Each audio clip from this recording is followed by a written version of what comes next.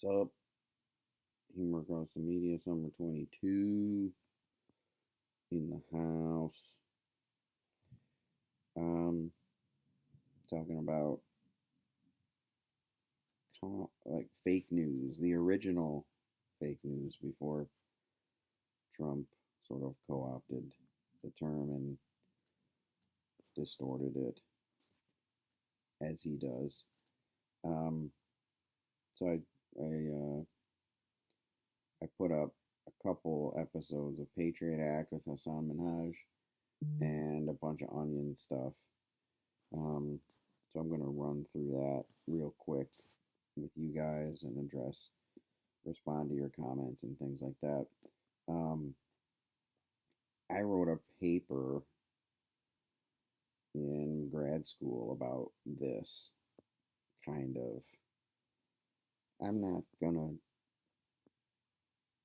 toot my own. You know what? I'm going to toot my own horn. I basically predicted this. And by this, I mean this sort of the proliferation of comedy news. Um, if you looked at, I basically was saying humor is the future of news, and you guys know my stance on a lot of you and commented on it too. Like it's the least biased sort of industry or entity.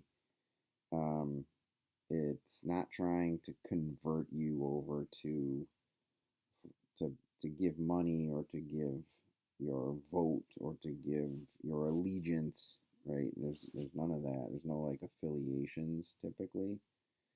Um, there's there might be some agendas, but they aren't as devious as most. Um, the news itself becomes more accessible and digestible. Like Michelle, I think a bunch of you guys commented on that aspect of it. Um, and there's so many more things. So this is what I was writing about. Shit, it was like 15 years ago or something. And it was large. That paper was largely based on the Daily Show and the Onion. Now, Hassan Minaj was a Daily Show correspondent. The Daily Show, when Jon Stewart took over, sort of became, and it's a little, uh, you got it. It wasn't as big a deal for your generation, but for mine and the one below millennials, I guess, because you guys are Gen Z. I don't know what the fuck. Anyway, the the Daily Show was this sort of you know life changing show because it saw how our news industry was failing, and that's really what it was about. It was a satire of news.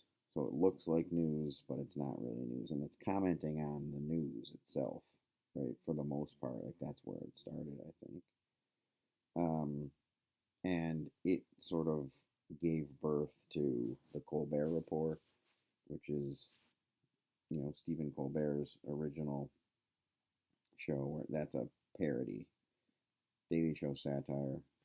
Colbert Report's parody of this right wing pundit Bill O'Reilly type.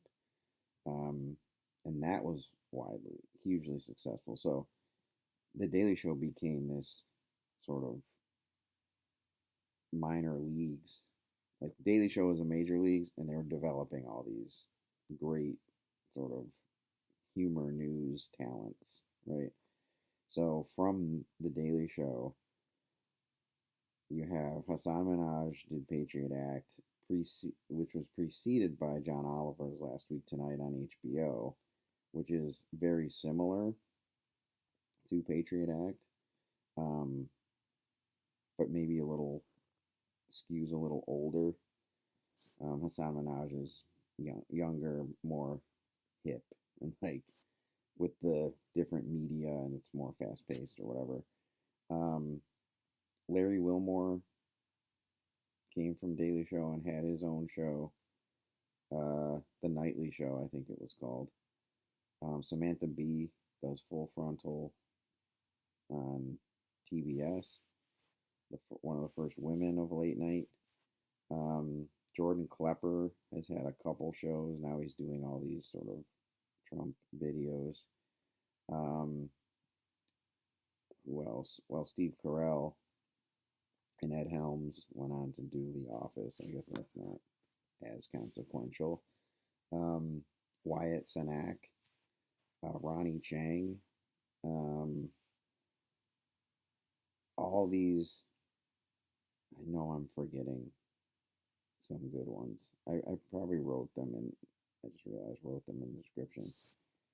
Um, so that's when it started to become a thing, and I'm sure I wrote this in the description. But if my theory is humor exists where shit's most fucked up, it would follow that there would be tons of humorous news because our news is where shit is very fucked up, and a bunch of you touched on it. Um, so it's it's necessary. Like the Patriot Act is a necessary entity. We need it. Like where shit's fucked up, humor will rise to meet it, right?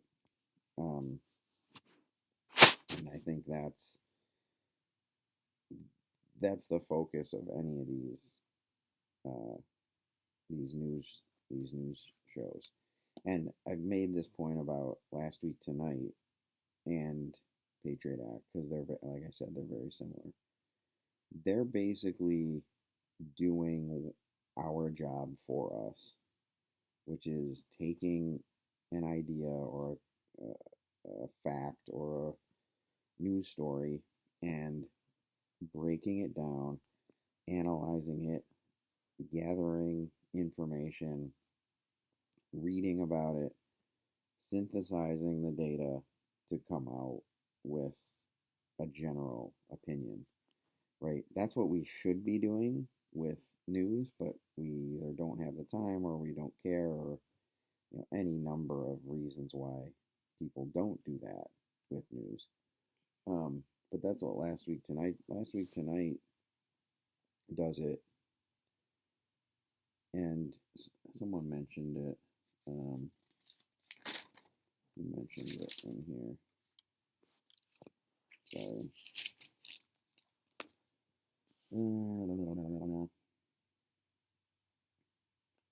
I can't remember. I can't remember. Um,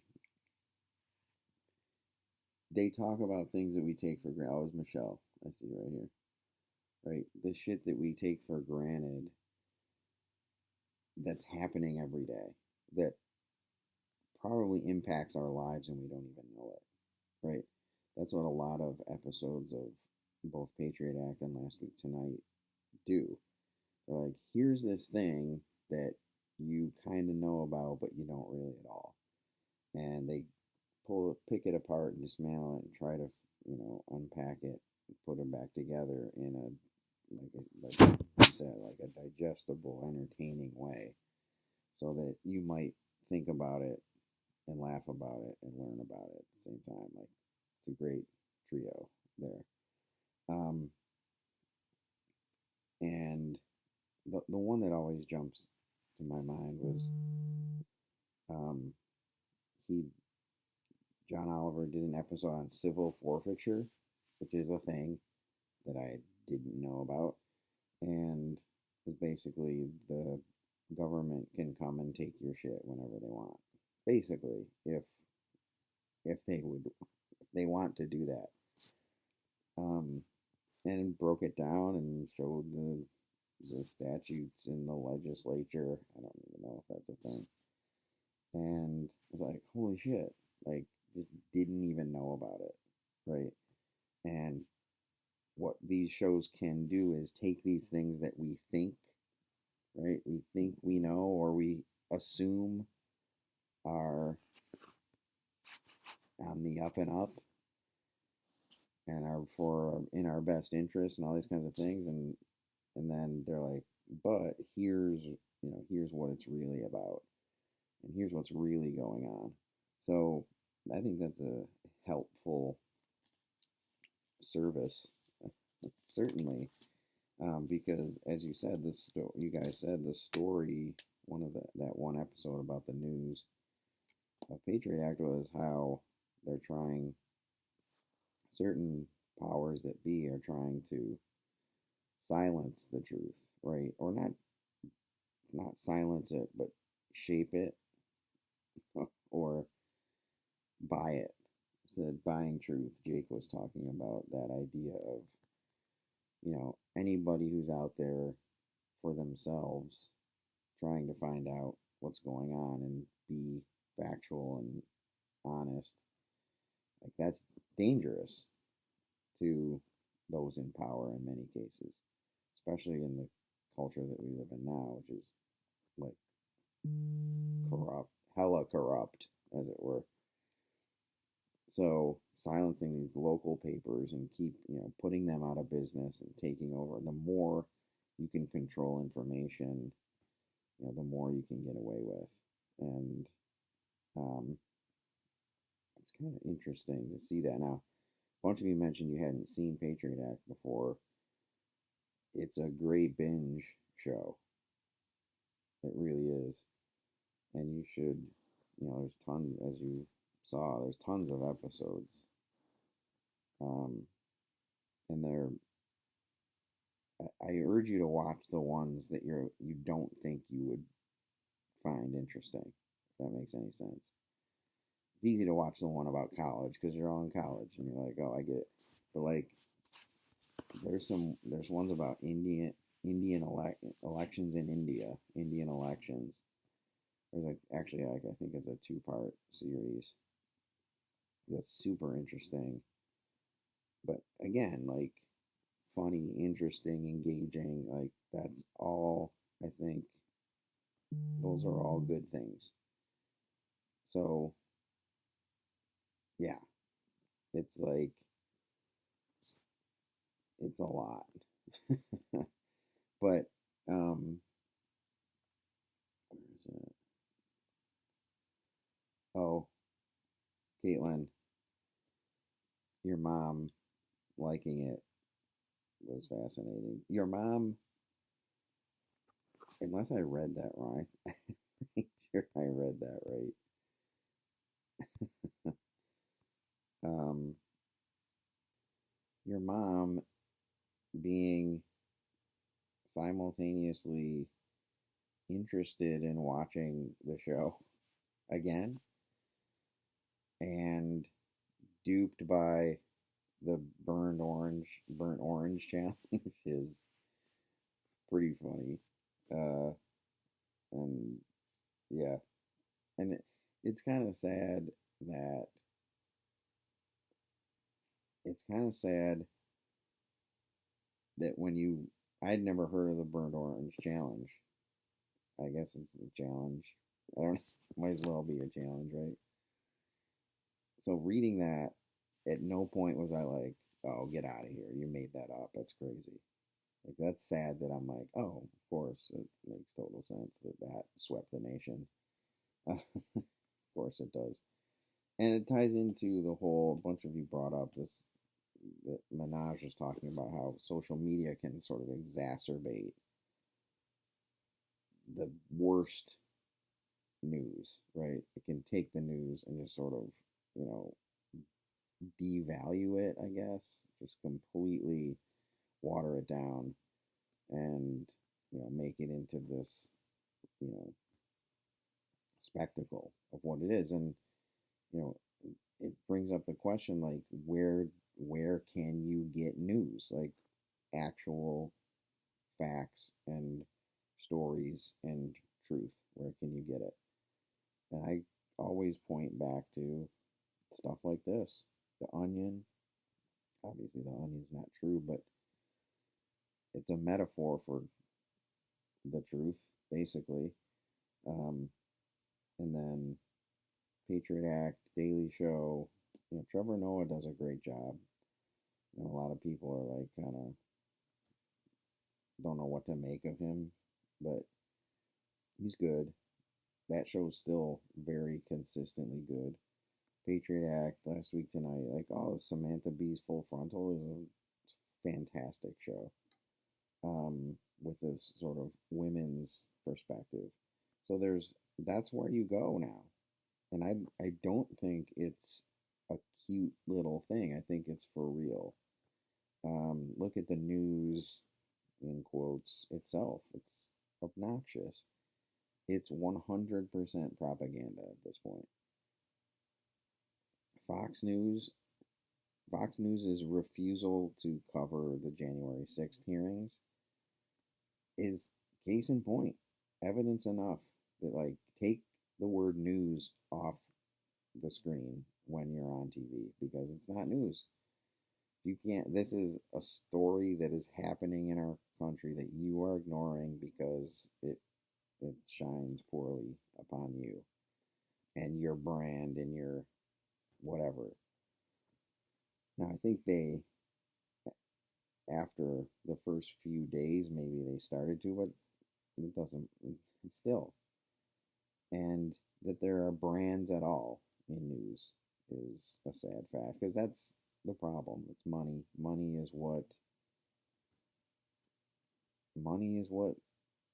sort of clogs the the airwaves because the networks in this case or the corporations or whatever, they don't care if you're informed. They want you to watch. And how do you get people to watch? Not with information, with sensationalized bullshit for the most part, with vitriol and anger and outrage. Like, that's how you get people to watch.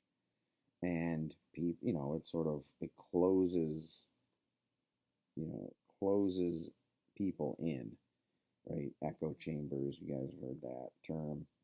Like, you're just hearing everything you want to hear. You're not hearing the truth. You're not hearing, you know, anything critical or compelling. You're hearing what you want to hear and what they want you to hear, right? Depending on which side, if you're a Fox News person or if you're CNN or if you're MSNBC or whatever it is, you're just, it's useless. It is useless. And like I said, like, comedy will rise to meet it. This is my little Star Wars sort of rip off, right? The darkness, something, and light rise to meet it. I don't know. Something like that. The bullshit will, comedy will rise to meet it, or whatever. Um, so that's, I'm just moving through your comments now. This is what I was thinking of. Ethan made me think of, like, the irony of a news comedian saying we can't trust news is not lost on me. But I think, again, like, it's like, I think we can trust these comedians far more than we can trust, Tucker Carlson or, I don't even know the left wing ones. But people in the news. So it is kind of funny that here's somebody in the news saying we can't trust the news. But like I said, I think they've earned the right to do that in these comedy news outlets because, number one, it's sort of a safety net of comedy. Is they're acknowledging that they're comedians, right? That they're fake news. Jon Stewart used to say it all the time. Like, we're the fake news. Um, and that's just to sort of throw you off, I guess, from what's really happening, which is you're being informed. Um, but the safety net is, wait, now I forgot what it is. Shit. I forgot what I was gonna say. Uh,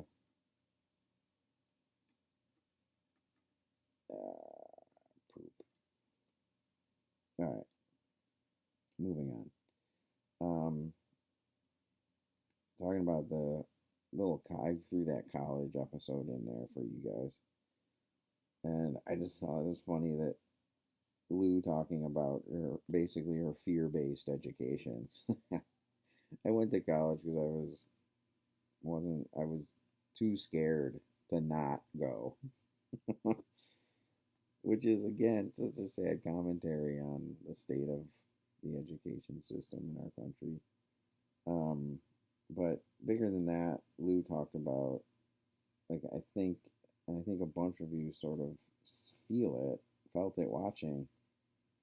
Like Minhaj just wants us to think, right? Which is about whatever the episode topic is. Wants us to think about it, and gives us information so that we can think about it a little more deeply than we probably have before. I think that's a function of comedy news. I've said this all session. Like good comedians are as invested in making the audience laugh as they are in making the audience think. That's one good way to sort of, police that, at least break down different styles of humor and things like that. Um, Aiden and a lot of you talked about different things that I've talked about before, which I always appreciate. The jokes adorn the ideas, right? These are idea-based shows, and the jokes are there. The pacing of the show, I think Aiden was talking about, it's quick. It's for a younger, it skews younger, as I said before, but there's a pace to it where it's just like fact, joke, and then sort of the reality of the situation. Like you're supposed to feel the gravity of that by balancing the truth with the joke with the whole thing. I think it's a pretty good formula if you think about it. Um,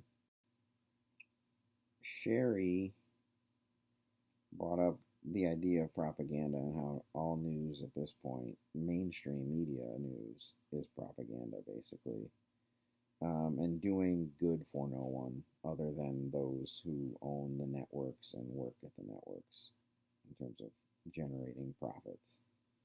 Uh, yeah, and I just talked about that. Yando, I I was reading through the comment, and this is what I thought. There's kind of a point you made without making it. Local journalists are like good comedians, in that these local journalists are out genuinely looking for the truth, right? And they're which which should not be a an earth-shattering endeavor, right? You shouldn't, yeah, but they're they're trying to operate outside of this corporate whatever that's that doesn't like what they're saying, right?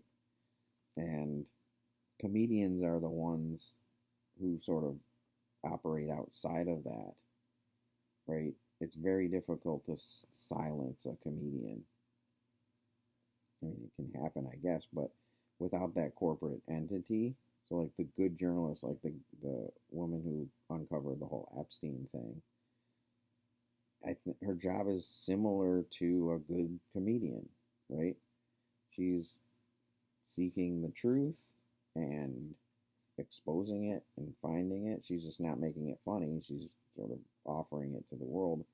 Comedians are kind of doing, I think, the same thing. And they're in a space that is less governed by money and power and all those things. Like, nobody, you can't buy up the comedians, right? You can buy up the papers and you know, news outlets and things like that. But you can't do that to comedians. You can't do it to, like, there are still good journalists out there. We're kind of trying to do the same thing. I mentioned Michelle's, and then Gabe touched on an idea, which is a perfect segue into the Onion, actually, um, about the education system and how it's just this emblem of the way our culture or our country takes good ideas and fucking ruins them with greed and power and excess and bullshit. So if you think about, and this this segues into the Onion, because the Onion, I think, highlights every time this happens, and it happens with virtually everything. But for the case that we're talking about is education. So my theory is we take great ideas and exploit them, and in doing so, ruin them. So a pure idea, like in this case, learning. Like learning is fucking awesome. You can learn anything. Like it's fascinating. Like, you can learn anything, pretty much, if you put in the time and right, like all that stuff. We have the capacity to learn virtually everything. Education is the commodification of learning, basically. That's what it's become. We've ruined learning through our bullshit K through 12, right? All the fucking standardized testing, like all this bullshit, and leading to college, which is a racket. I mean, it is 100% a racket. It's a money making endeavor. And then grad school, like whatever down the road. Like we've taken this pure idea, which is learning, and we've turned it into this monstrosity of greed and power called that we call education. And I won't get into the specifics of that, but I think Hassan Minaj in this episode does that, but The Onion does it even more. With, and once you start thinking about this relationship, it's it's frightening. Like it's a rabbit hole you don't want to go down, right? Take a good thing and take a pure idea and completely exploit it and beat it senseless until there's nothing left with it, nothing left of it, right? But everybody's raking in money. Another great example of it is music. The music, just in general, is powerful. It's meaningful. It's amazing. It's people. It moves you. Like good music moves you. Rock and roll, or like the industry of music, has completely zapped it of any of these qualities that I just mentioned. For profit only, right? Like think about mainstream pop. I mean, yes, there's obviously artists out there doing their thing, whatever. But mainstream, like rock and roll, is 100% profit driven. And it has yielded us some just terrible formulaic, like, songs and genres, and it's terrible. Like you sitting in your room playing, trying to write a song on guitar to impress a girl or a guy or whatever. That's music, and that's powerful, and that's amazing. And what have we done with it? We've taken that idea and said, how can we make this as cheap as possible so we can make as much money as possible? And yeah, how can we maximize, how can we ruin this thing that is really awesome? That seems to be, you could argue news was the same. Like people being informed by people who've done research on things is a great idea. Like, we need that. We need news. But what have we done to news? We've completely zapped it of anything valuable for in the name of money. And the Onion,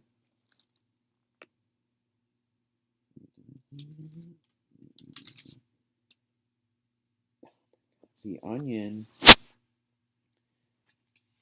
kind of does that with a lot of things. I've read a lot. The Onion started as a newspaper, like an actual print newspaper. It's for free, and it's just these college dudes in Wisconsin that started it, and it's turned into this huge, huge thing. Um, and the power of humor, I think, is summed up by the Onion. Like, when shit happens in the country, I'm like, what's the Onion gonna have to say about this? So, like, Roe v. Wade, the whole Roe v. Wade being overturned, and that whole fiasco, they came out with, they actually have a shirt that says, uh, Supreme Court overturns right versus wrong. Which is just like, it's just so good. And those headlines that are, it's a parody of news in that respect, right? If you've ever read any of The Onion, you realize it's all about the headline, which is mocking sort of what I was just talking about before, right? It's like, all people read is the headlines, the sensationalized, the sort of like, how do we get your attention? The stories, in many cases, that they write about the headlines, they're kind of generic, right? There'll be some funny things in there, but the Onion is all about the headlines. Sometimes they just have headlines, right? They've sort of moved into that space. There's the one that um, they run it every time there's a mass shooting. They run it, and it's like, um, how how do we prevent this from happening? Says only country where this happens regularly. Like, they ran it, I want to say, like 15 years ago, 10 years ago, when there was a mass shooting. They ran it, and now everyone since, it goes up. So it's like, what are we doing here, right? Um, so it kind of has this occupied this interesting space in the comedy world and in the news world. And if you've never seen it, there's nothing better than when people don't know what the Onion is, and they see, and they're completely duped by it. The whole truth is stranger than fiction kind of thing, where there's all these times where, one, they predicted, like, nobody mentioned this, but the whole screaming ball of rage running for president, like, is that not, did that not predict the Trump era, basically? Or the screaming orb of rage, or whatever it was. Um, it has that quality at times. It can see sort of trends in the course of things, and kind of, what's next, and um, but when those worlds collide and people are outraged by these Onion articles, Trump actually had a lawsuit against the Onion because they wrote some story about it. I mean, just so stupid. Um, all right, I'm switching to my phone because my computer just ate shit hard. Plus, it gives you a nice shot of my double chin here. So, I'm hoping that's as good for you guys as it is for me. Anyway, I was finishing up with the Onion. Um, what the Onion does, and this is what I asked you guys in the intro. It's like, who does it target? Who's the principal target of the Onion? And in comedy, for the most part, if you think about it, it's like comedy tries to take down these big institutions, right? Like religion, racism, corporate America, politics, economics, like whatever it is. It's sort of these big institutions. And I think the Onion takes the approach of it tries to sort of hold us accountable, us meaning the public, right? Like our role in all of those institutions, like plans, right? Like we are being manipulated. We are as much of the problem as any of those things are by just being compliant with all of their bullshit, sort of letting them get away with it, that kind of thing. So I think I like The Onion primarily because it calls me out on my shit, right? We are the target. You are the target. I'm the target. The general public is the target. So they have all those area man stories. If you go into the website and you look through, not just the videos, but the stories, there's all these about how we're the problem, right? There's the one video in there about how all Americans want is to be, you know, completely fulfilled in every aspect of their right, like these ridiculous demands.